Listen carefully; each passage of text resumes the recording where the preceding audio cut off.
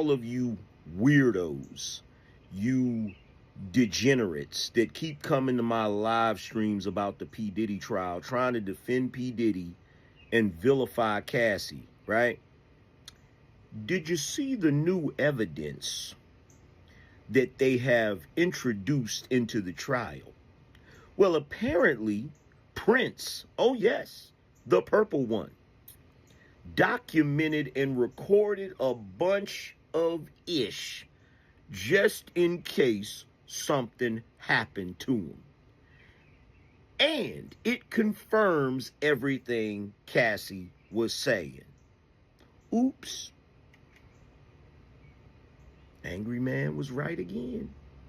Rest in peace to the purple one. All right, the P Diddy trial. So we're back. It's been a bit since what we've a done a podcast, but we've got what this a little clip, and what a we're circus. right in the middle of it right now. Yeah. Yeah, we're right in the middle of it. And yeah, he's right. So apparently, the prosecution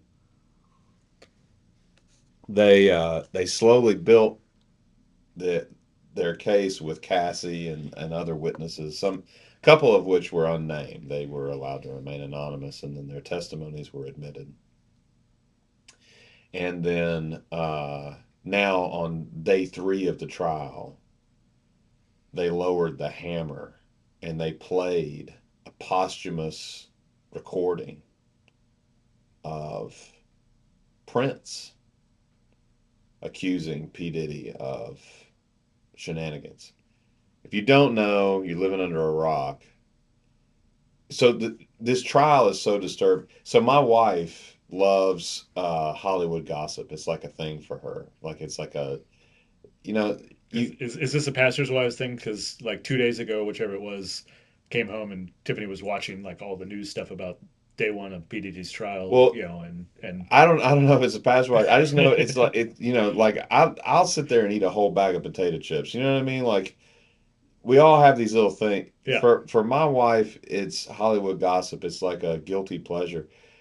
She watched day one of the trial and was so disturbed she turned it off and she hasn't picked it back. So if you don't know, you're living in a rock. P Diddy has been accused of essentially like sex trafficking, but not just that, like blackmail. Like there's all kinds of stuff. There's all kinds of the, facets to this these case. really weird giant sex orgy parties that Yeah. involved kids and some Yep. pretty high name Adolescence. stars in Yeah. Hollywood, Yeah. and trying to blackball people if they were going to speak up about it. Yeah. And But he was recording things. So let's go to the Prince yeah, the Prince audio recording. It's Prince on an audio recording. And he doesn't sound like his persona. They don't have the judge wisely doesn't have any cameras in the court, but they've mhm. got court reporters, they've got court sketch artists, so there's been all sorts of stuff coming out of the trial. And apparently what's being reported from the court reporters is that Prince didn't sound like his normal persona. He didn't sound like the rock and roll star that everybody remembers. He sounded like a shaken, nervous, just guy. And he was being very detailed. He was giving dates. He could tell you the color of the furniture. He was telling you who was in the room. He could tell you everything that happened in order. And he was describing a situation where in these properties where Diddy had these sex orgy parties, he was placing cameras, hidden cameras. And they weren't super well hidden, but a lot of people at these parties are on drugs, they're drunk, they're whatever. And so a lot of people didn't know this, but a lot of people don't know this about Prince. He actually was pretty straight laced in real life. He didn't like I'm sure younger Prince. He probably did a couple of things, but he was actually pretty straight laced, and and so he noticed the cameras and stuff. He even at one point in his testimony said he turned to a producer and said, "There's a camera in the chandelier."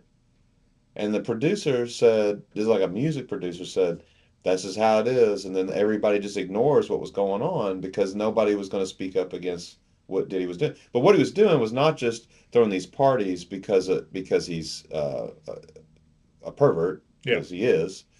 Um, because again, he was inviting adolescents and stuff to these parties and stuff. So he's a complete pervert, but also he was doing it on purpose to get people on film so that now he's got you.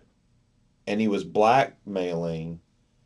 Apparently, he's blackmailed Steve Harvey for like 25 years.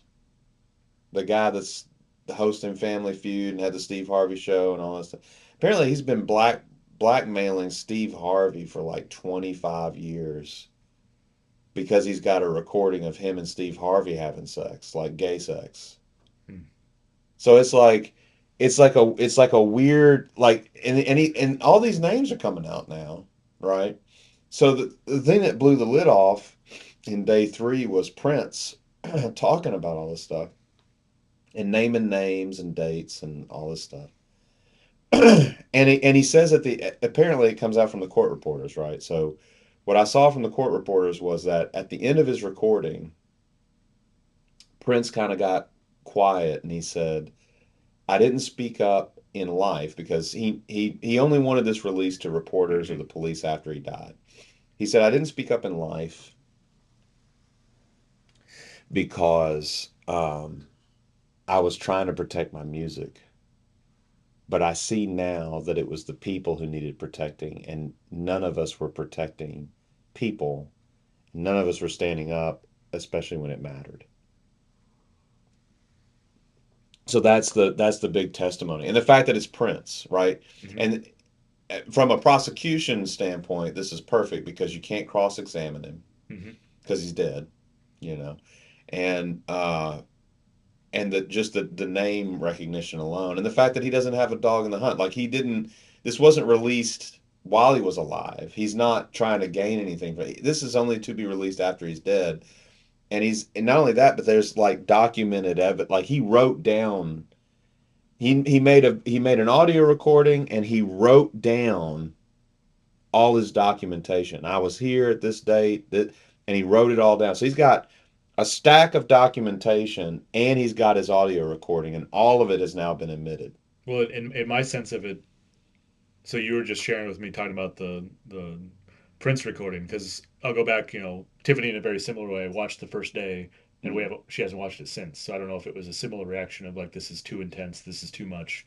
Yeah, you might ask her because, like, Yeah, really, I asked Anna because I was shocked. I was like, "You turning it off?" Like, I figured she'd be glued to it, and she said, "It's so disturbing that I can't keep watching it. That's but how bad it but I is." think part of that is my sense of it is that the amount of evidence is about what PD Diddy was doing and the degree to which how gross it was is overwhelming. It Yeah. Oh seems, yeah. Oh and yeah. and it, and my mind goes to this a little bit too. That I commented this to Tiffany when we were watching a little bit of it the first day, and so much of this reminds me of what it felt like watching the OJ trial of Mm, the just the that it's like a societal phenomenon right now and kind mm, of the amount of attention that it's getting, and I don't think that's bad. I'm not trying to say good or bad one way or the other, but mm. it's just the fact that one, this is a well-known public figure, the degree to which this has been going on for a long time, and the sheer amount of evidence that it's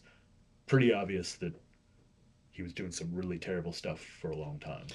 Well, And the thing for me is that it's not just that he was doing a lot of really terrible stuff. Is that there were plenty of people in entertainment circles who were willing to participate with him in some pretty horrible stuff.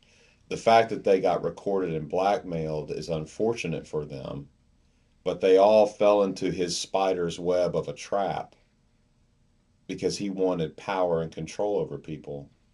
But what so a few years ago, it was going around the internet that all these Hollywood types were essentially pedophiles, mm-hmm. okay? And there's a big and it was this social media like tinfoil hat wearing conspiracy It's like stuff. these whispers of things that aren't really confirmed or yeah. Right. And then one of the things that I remember from several years ago was that these tinfoil hat wearers were all saying the word pizza over and over. Pizza parties, pizza. Well, it's come out of the trial that that actually was a code word that Diddy used with people he invited to these parties to let them know we're inviting adolescents to this thing and you can have sex with an adolescent. So I now remember this. There was several years ago when So some of it these, was, in other words, it was a code word, and it turns out it was true. but I could think of this clip that I saw several years ago, the whispers of like Yeah, tinfoil hat stuff, yeah. and it was I don't remember where he was at. Might have been Washington D.C. It doesn't matter, but Hmm. it was some guy that was at some pizza place, and he was Okay. convinced that they were trafficking people in the basement of this pizza place, and he Yeah. looked like he was mentally ill, but Right. he was freaking out about well, it's about pizza parties, and they're trafficking kids in the basement of this pizza place, and they check out the pizza place, and they weren't, and so it made him look Right. like a crazy person. But some element of that had a whisper of truth in it, even though this guy had Right. completely misappropriated Because it. if you've been doing this for decades Yeah, and you keep using the same code word, pizza party, yeah. then eventually it gets out. And so there's this one little grain of truth to that weird conspiracy theory, but it turns out it's true. Yeah. And the list of names, people aren't going to like the list of names because it's people that you've enjoyed watching on TV or you've enjoyed listening to their music, or people aren't going to like the list of names because the list of names is a bunch of real A-listers. It's not. So this is not. In other words, what's bad about this trial is that it's not P Diddy in a corner in a dark basement. It's P Diddy in palatial mansions with A-listers. And these are people that this is the way they want to blow off steam. This is the way they want to party. This is the way they want to live in their lifestyle. And what it kind of stopped me cold was like, this is gonna, I don't know how to say this because it's gonna come out sounding kind of like a way I don't want it to come out sound. It's gonna come out like I'm clutching my pearls or something. You know what I mean?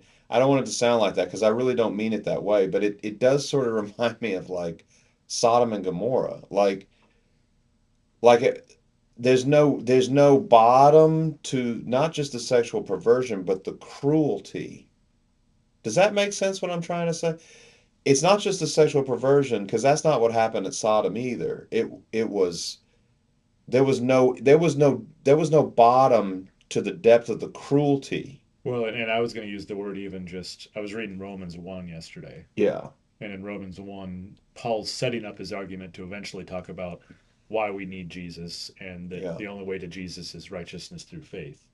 Right. But at the beginning, he's talking about unrighteousness and the types of unrighteousness that he's seen in even in his time in the Roman world, Mm-hmm. and the reality and the word that when I think about whether Paul's talking about it in first century Rome or we look at what we're seeing here, it's the corruption of the entire being of a person to be willing to participate in something like this. Well, yeah, and that this is so it because like okay, he did this all around the country. He had houses all over the place, Mm-hmm. right? And one was in Miami. That's one of the houses that got raided. Was down in Florida. But of course, he threw parties in L.A. and I don't I don't exactly know what I'm trying to say here, but like what strikes me is like everybody in LA protects the porn industry. Yes. Well, from a certain point of view, the porn industry is more above board than these parties at P. Diddy's house. Do you understand what I'm trying to say? Like it from a certain point of view, it makes sense to me that you would protect an industry like that if the if the movers and shakers in your town, this is how they want to have a party. It's not a dinner party. It's not a we're gonna. It's not Stanley Tucci over there, going. I just got back from Rome, and we're gonna open this lovely bottle of wine, and we're gonna show you how to make this pizza. It's not. Or it's not even just we're going to have a party that's debauchery in the sense that we did a bunch of cocaine and we drank a bunch of booze and partied and whatever, but it's just drugs. Not that just drugs, but Well, I mean, yeah, it's but I mean, the sex wasn't groupies, and it wasn't like two people who meet at a party and they hook up, and And that is that immoral from a Christian standpoint? Yes. Is it also kind of understandable that people act that way? Yeah. Yeah. This was weird stuff that he's like that these people are into. Does that make sense? Well, So it's almost like their liberty and their lifestyle.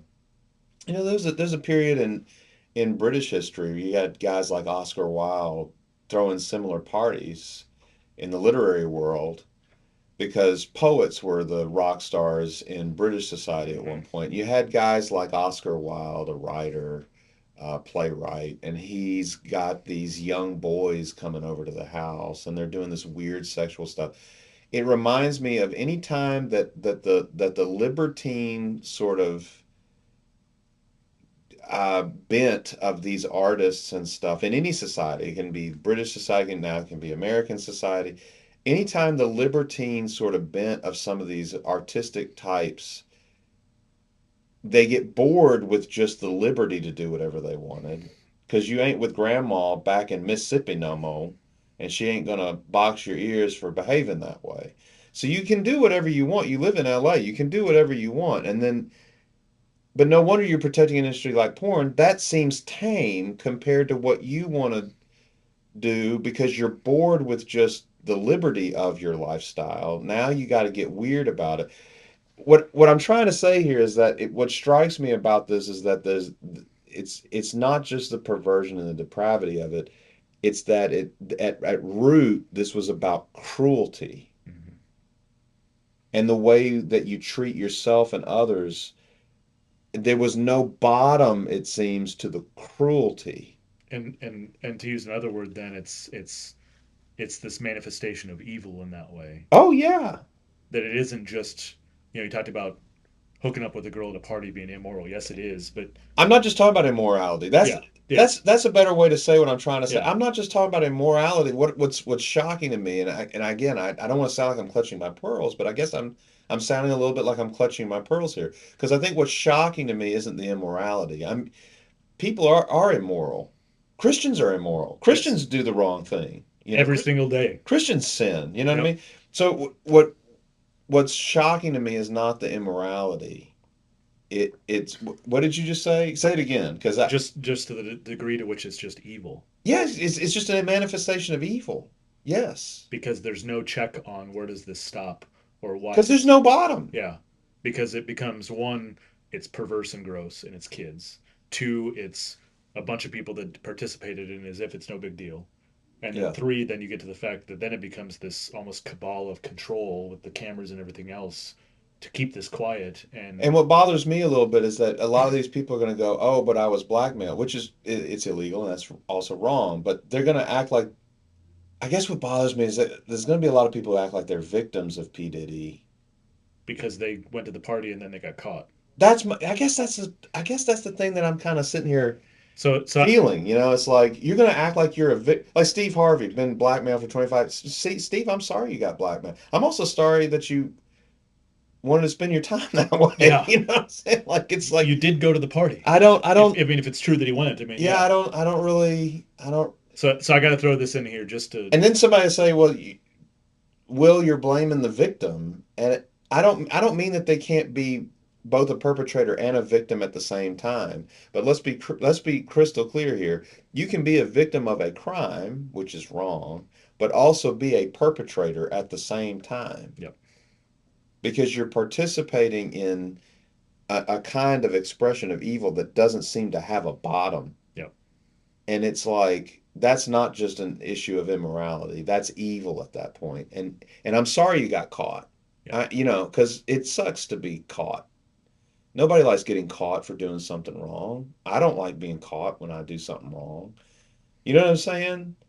I Does that make any sense No, it outside my does. own head? I So, just so I got to throw this in there because yeah. I saw a clip of Dave Chappelle, and Mm-hmm. Dave Chappelle, his willingness to go and joke about something already, even in the midst of it. And so he sets it up this way, and he's like, I've Yeah. had a bunch of people ask me, did you ever get invited to these parties? And I'm sitting there thinking, and I don't know if any of this is true. This is just Dave Yeah. Chappelle saying it this way. He's like, honestly, I didn't. And granted, Dave Chappelle was in Hollywood, early 2000s, and then he took a purposeful break, like walked Yeah. away from it for a while. And Yeah. but he said I didn't, but the thing I realized is that that's how you find out that you're ugly. I didn't know I was ugly till I realized that here's all these parties and all these people are going, and I never got invited. Yeah, I mean that's a good joke, but there were celebrities that did not go, um, who were even offered money. He knew you talk about a return on investment. This guy, again, it's not about the sex. The sex is a means to an end because he's got cameras everywhere. He's trying to get you in a compromised position and now he owns you, Yep. right? And and so there were celebrities that he offered large sums of money because you want to talk about a return on investment. Whatever he offers you to be at the party, he knows he's going to make back and then plus, how many times over because now he's going to bleed you dry. Yep. And one of the things that Prince talked about, again, this is I'm following the court reporters on this one, because to me it was a bombshell in itself. Like, can you imagine being in that courtroom on that jury and it's the voice of dead Prince coming from beyond the grave? Can you imagine being in that situation and you're hearing And Prince? especially with how you described it, he doesn't sound like Prince the performer, but he just sounds like a guy. He sounds like a guy who grew up in Detroit, Yeah, you know what I yeah. mean? And he's just trying to tell you this is what I saw. And I'm going to derail my train of thought, but I can't imagine, first of all, just hearing, the voice of Prince and then following these court reporters reporting on what got played on that tape. Um, One of the things that he was talking about was, uh, oh, I lost my train of thought. I don't remember where I was going with it anymore. But You were talking about the power of hearing Prince's voice as jurors sitting in that courtroom. yeah, but it was, it And was, it had to do with the blackmail. But like it okay, was, oh, yeah, okay, now I remember. So one of the things that Prince said on the recording, evidently, was one of the reasons he didn't speak up. He said he was trying to protect his music because he said, I saw what happened to people who spoke up and they went away. Not that they were killed, you never heard from them ever again. They didn't get any more contracts. They didn't get invited out. They didn't get invited to award shows. So at these parties, we talk about the A-lister names. But if you have the power to pick up the phone and make sure somebody doesn't get a new contract, what does that mean? That means the producers were involved in this behavior and they got caught on video now. They're captured on video. Um, or just the whole academy, if it's the Oscars or whatever it right, is, yeah. So you're not going to walk the red carpet. You're not the going to get nominated. You're no not going to wonder this whatever guy, else. if you ever watched Diddy walk around at these award shows and stuff, he walked around like he really did think he was royalty. No wonder he walked around with that strut all the time. This guy had real power over people. And he was drunk on it. And again, when you talk about evil, that kind of cruelty, to me, just the whole thing is mind blowing. But it also makes me kind of pause because I'm like, these are people that people look up to. You know, people look up to celebrity. You can argue about whether or not they should, but they do. Is my point. And what concerns me is we're a society that's exporting an awful lot of sludge that we ought Mm-hmm. not be exporting as a society. And you can talk about immorality and you can talk about live and let live and you can talk about different religions and you can talk about different points of view or worldviews or you can talk about, but at some point, I don't care if you're Hindu, Buddhist, Muslim, Jewish, Christian, Zoroastrian, I don't care what you are. At some point, people recognize that like society really can't be functioning this way. I was to say, even if you thought about it like an anthropologist and just this culture's different because of whatever these circumstances Right. are, this is to a degree that just would break down upon itself and it wouldn't even doesn't even work And it, and because of the it degree of evil that we're talking about. right, and it's concerning from that standpoint. I guess that's what I'm trying to say. Yeah. Because I'm not trying to clutch my pearls here. I'm not, I'm not a sheltered kid or something. You know what I mean? Like I grew up in the world. Yep. I've lived in the world. Yeah, I've participated in the world. You know what I'm saying? Like I'm not coming at it from that standpoint. What I'm saying is that there's a level of evil that you realize that real evil involved here because there is no bottom to that cruelty. And if we're exporting that as a society, I think I don't know. I don't think something like this when it's a celebrity trial, I don't think it gets anybody to stop and reflect on what leads to this. I think everybody just sits there and they're just shocked, and then it becomes like fun gossip. Fun gossip, or a matter of how do you point the fingers and how to differentiate how much you point the finger at P Diddy or Steve Harvey, or and Yeah, that there's whoever. differentiations about because Right, someone's a perpetrator and a victim versus just a perpetrator versus right, just a victim, and it gets really complicated and messy, and our inclination is, well, who needs to be shamed, right. And you know, and that's and kind that of my that thing doesn't is get that to the root of I don't anything. I don't I don't think I'm not interested in who gets shamed. I'm interested in what exactly led to this kind of a society where this is what we're doing. Well, Like, so and my question there then becomes, I mean, well think of then, old Hollywood. Think of Rock Hudson. yeah. This is I don't know how many of y'all know history of film and television, but like Rock Hudson back in the day, he's homosexual, and it was when homosexuality wasn't openly accepted in American society. So he kept things under wraps, and he was very private about his personal. He had the same partner for life for years and years and years and years and years. Uh, they couldn't get legally married at the time, obviously, but he was with the same man for forever. Okay, and I'm sure Rock Hudson had dinner parties with a select few people. I'm sure they enjoyed wine and really good food, and they put some music on or had a live band. You know what I'm saying? Hmm. We, we went from, and that's somebody that would have been considered at the time a sexual deviant because he's homosexual. We went from that to P. Diddy. Yeah. And it's like, Well, that's the part to me. yeah, I don't, and then my mind goes to the, you might be watching this and you're looking at the depravity, you're looking yeah, at the evil, you're looking at the full, like there's no bottom, the corruption, all these right. words we've talked about, and it's kind of in whatever way the span of human history, if you want to tie it back and make it, how does this compare to Sodom and Gomorrah? But then to sit here as Christians, you and I are Christians. Mhm. We believe in God, believe in God that's been revealed in the person and work of Jesus Christ. We're waiting for Jesus to come again. And the question that comes to mind of how do we reflect on something like this that's so manifest in the evil that it is, and where is God in the midst of this? How do we make sense of it as we look at something like Well, this? I just wish somebody would start repenting. Like, Yeah, I don't want shame. yeah, Shame doesn't do any. It doesn't. it doesn't. I want repentance.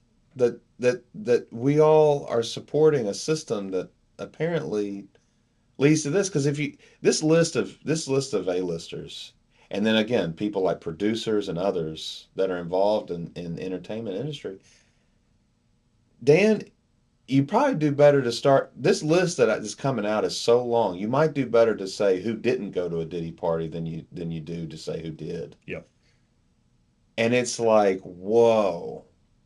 And some of the people that didn't go are not necessarily very savory characters themselves. Like Eminem apparently never went. That's come out. Hmm. But Eminem also wouldn't let his own kids listen to his music growing up because it's good enough for your kid to fund his mansion, but it's not good enough for his own kid because he knows the stuff that is in his songs is dirty. Yeah. So it's not like these are savory people. You know No. what I mean? They're upstanding beacons of morality. It's just that they were smart enough not to go get into a trap and get caught.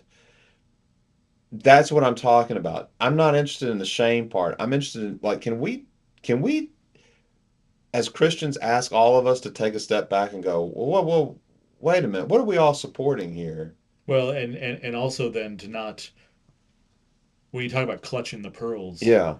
the way I think about that, I don't know if this is exactly what you meant, but is the side of it of like, I'm just going to hole up here in Nebraska and we're okay, and we're going to wish that Well, life would be like what it was in the 1950s or something, well, and that would and be a and very Nebraska thing to and, do. and long for the day when we didn't have to see this kind of evil, Right. rather than just how do we live in Yeah. the midst of it and how do we respond to it and how do we respond to it faithfully. I think I You know. think I, it goes. I say this on a regular basis, but it goes back to: is there something about your faith and the way that you feel called by Christ to live your life that presents itself as a robust alternative to what this culture wants to offer you as. I mean, think about what this culture wants to offer you. I went out to LA and I made it. You know what I mean? And I'm going to the parties and I'm about that lifestyle and I'm at the car and the big house and all that. It's not that Christians don't party. We've had plenty of great parties, you and me, with a bunch of people from our church, Yep. and we've had good food and we've had music and we've had some Lutheran beverages and We were just at we had a we great were just at time. a men's retreat this last weekend and Oh, having we, oh, having beers around a fire. yeah, and we had a great time, Yep. you know, but and it's not like we didn't cut loose a little bit as men. We did, Yeah. but it's like, is there something about your faith that presents a robust alternative to what this world sells you as this is fun, this is what you want to do, this is how you want to be, and this is what making it looks like. It's not, man. Yep. It's a false empty promise and it leads you into an evil that apparently has no bottom. Yeah.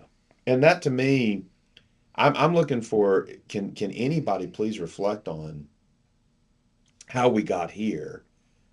And can we please collectively say to God, please do not give us what we deserve, because Hold back your justice for a little bit, please, because it's because it's it's really bad and what we've all been supporting, just as an industry, evidently. I don't and giving people because they had money and because they had a platform.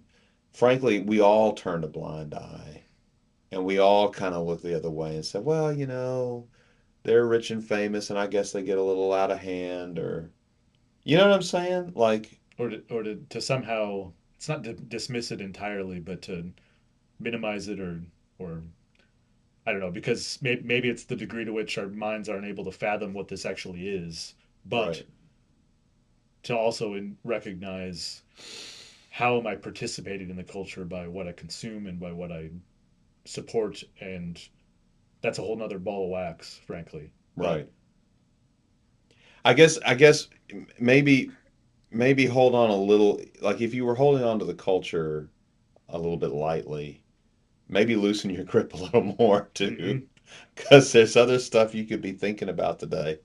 And you know, I I mean, this is gonna sound, I guess, kind of, this isn't for everybody because classical music isn't for everybody. But I like it. I got my cello sitting right over there, but yeah. Yo-Yo Ma's coming to town, Mm-hmm. and I want to hear that legend before he finally just completely retires. You know what I'm saying? I've seen him live. It's pretty impressive. Well, I want to go. I want to go because I've never seen him live. I've listened to a lot of his recordings, and that's music that elevates. And I know that's going to sound sort of nerdy to some people, but like that's music that elevates. And I'm familiar with Yo-Yo Ma's like personal routine. Like everybody knows he's a huge baseball fan, and he practices cello while watching baseball. Now, granted, he's made a lot of money. He's made it, and he's got this high rise in Manhattan, and he sits there over all of us plebes, Yeah, yeah, yeah. in his huge house above Central Park, and he's watching the Yankees play, and he's sawing on his cello. So I mean, it's not like the guy's not made it, or he's not at the top of his game, or that he has anything in common with a person like me. But that's music that elevates, and I'm pretty sure nobody's gone to a Yo-Yo Ma party and gotten caught on recording. Do it. Like, does that make sense what I'm trying to say? Like, at Well, some point, like, can we please, like, think about, like, how hard are you going to hold on to the culture and how lightly are you going to hold on to it, and think about the stuff that you're putting in yourself spiritually. well, maybe if I could say it this way to amen what you're saying is, each day we wake up as Christians and it's saying, I belong to Jesus Christ. Yeah. I'm His. He's bought me. He's won me. He's the salvation that He gives. Yeah. And in that sense, then it's a matter of, well, I'm seeking to follow Him, and what is it that He wants me to do today? Or And what? and Or no. Well, but I mean, let's go back and talk about the culture again. What is it that I'm asking out of artists? yeah, What is it that I'm really asking for out of artists? Am I merely asking to be distracted and entertained, or am I asking artists to entertain me while giving me a different view on the world that might elevate me or open me up to something that was beautiful. I think we need to go back to asking what is it that we're asking out of art? Hmm. What Well, is it that we're asking out of and artists? I was going to say it this way of Are they because in other words, are they supposed to just consume off of society, or are they supposed to contribute something to the building of it? you know, and then I was going to say the flip side of it, if I'm living my life each day as a follower of Jesus, Yeah. because I love art, I love music. Yeah. I don't know how to function without having music as a part of my life. But how does the music that I listen to then either detract or, in a sense, add to the beauty of what this world is as I live as a follower of Christ? Right, yeah. And that'd be maybe what I'd wrestle with. But I mean, I even think there's a sociological question, is what I'm pointing to. Like, what do we want artists to do to contribute to the building of a great society? And do we even think that way anymore? I don't think we do. No. You know, people just line up for the next like comic book movie. Like, can we please just ask what is it we want out of artists? Because art and artists are important people to any functioning society that's Oh, more than sure. cavemen. You know what I'm saying? And Because that it's important to building your culture. sitting to watch Netflix shouldn't just be I'm gonna disassociate from the world for 3 hours Right. because it just There should be shuts my something brain off. about this that's making me think, or opening me up to beauty, or opening me up to, frankly, even a point of view that I'm not used to, or maybe don't even agree with, but or it's or challenging or me. something that gets me asking tough questions about what Right. life looks like for somebody that's different than me. Yeah. And I think we're a little bit caught up in a, I don't know what else to call it, Gucci-fied. You know what I mean? Like, just fashion. Yep.